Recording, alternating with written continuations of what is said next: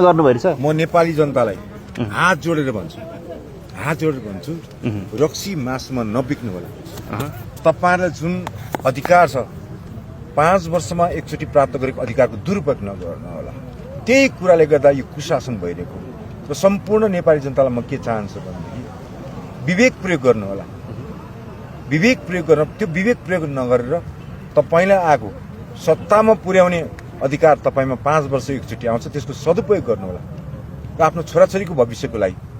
तपाईले हेर्नुमा चाहिँ नेता भनिन्छ, राजनेता र नेतामा फरक छ नि त। स्टेटमेन्टशिप कसैमा भएन नि त। त्यसकारणले स्टेटमेन्टशिप राजनेता बालेन सर हुनुहुन्छ, उहाँको भिजन, त्यस्तै राष्ट्रिय स्वतन्त्र पार्टीको चाहिँ सभापतिज्यू लगायत टिमले बसेर वर्कआउट गरेर तयार पारेको जुन खाका छ त्यस अनुसार नै राज्य सञ्चालन गर्नुपर्छ भन्ने हिसाबले चाहिँ अगाडि बढेको छ।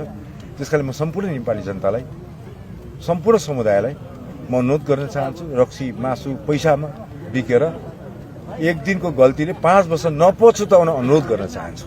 हस्, धन्यवाद।